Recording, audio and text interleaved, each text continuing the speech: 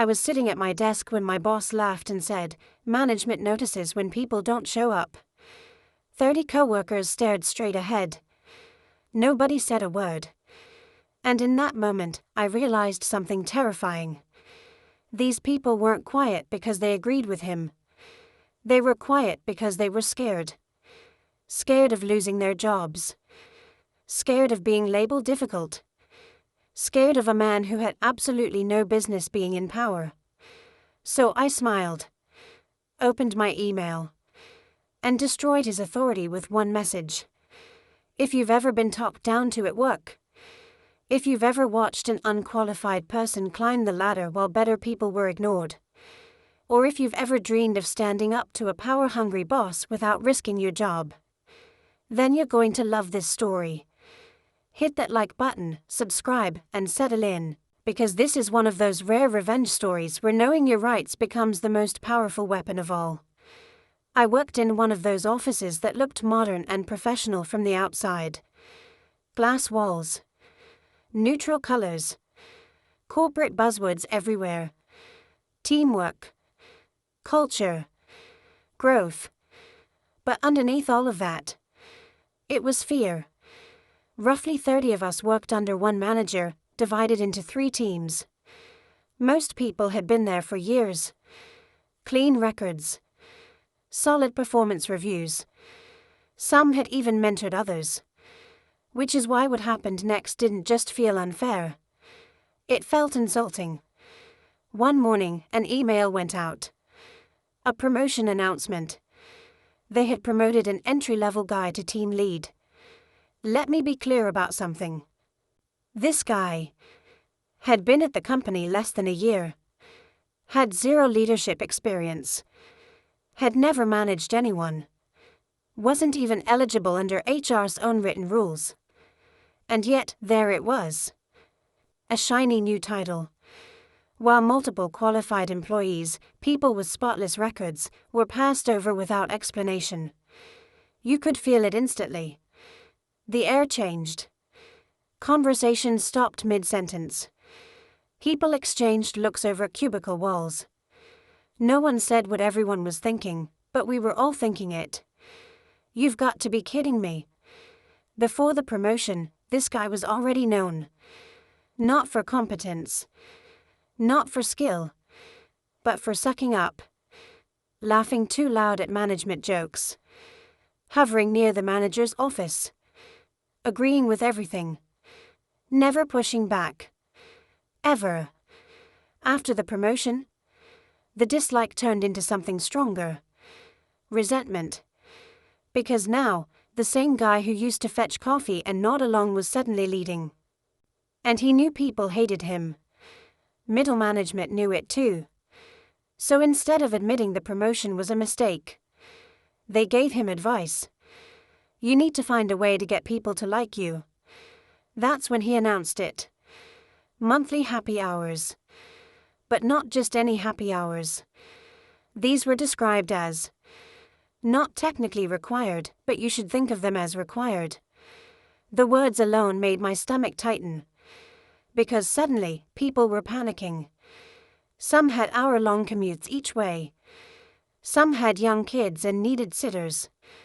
Some relied on strict schedules to survive. And now they were terrified. Not of missing drinks, but of being labeled not a team player. You could see it in their faces. That exhausted calculation. If I don't go, will this cost me my job? Here's the thing. I knew my rights.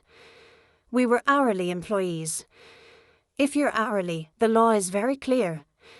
If work requires your presence, they pay you. No exceptions. No culture. No peer pressure. So when the invite came, I declined.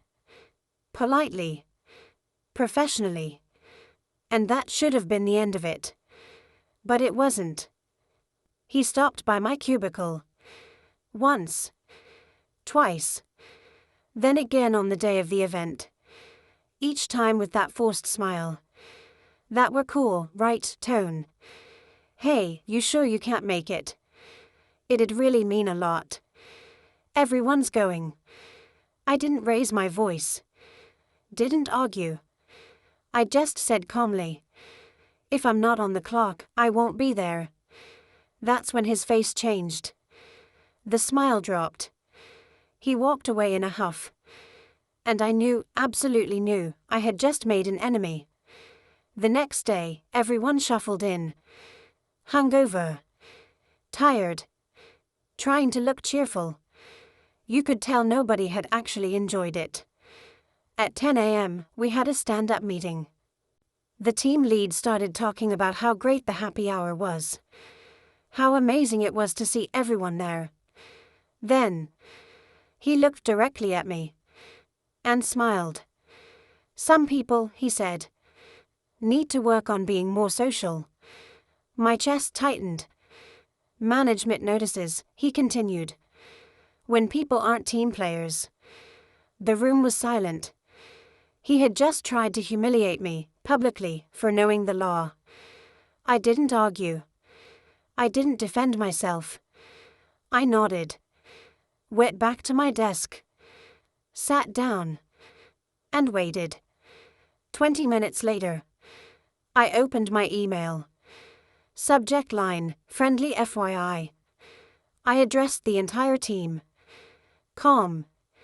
Professional. Non-confrontational. I wrote, hey everyone, someone asked me about required after-hours events, so I figured I'd share this with the group. Under state statute, hourly employees can't be required to attend unpaid work events. So if anyone can't make it due to childcare, commute, or personal reasons, there's no need to worry. No accusations. No attitude. Just facts. Then I hit send. You could feel it immediately. Heads popped up. People started whispering. Screens refreshed. Fear turned into relief. And suddenly, the team lead had a problem. At the next required but not required happy hour, nobody showed. Except him. Sitting alone. At the bar. Twice. After that, the happy hours quietly disappeared. And so did his power. He never confronted me. He couldn't. Because I hadn't broken any rules. I hadn't insulted him. I hadn't complained. I had simply reminded everyone of the truth. And in doing so, I took away the only leverage he had: warfare. Watching someone lose authority without yelling, threats, or drama. That's the most satisfying revenge there is. Here's the lesson. Bad managers don't thrive on leadership. They thrive on ignorance. The moment people know their rights, the power imbalance collapses. You don't need to scream. You don't need to quit. Sometimes all it takes is one well-timed email. If this story hit close to home, hit that like button. Drop a comment telling us about the most satisfying workplace justice you've ever seen. And subscribe for more true stories where quiet confidence beats petty power every time. Because karma doesn't always yell. Sometimes it clicks send.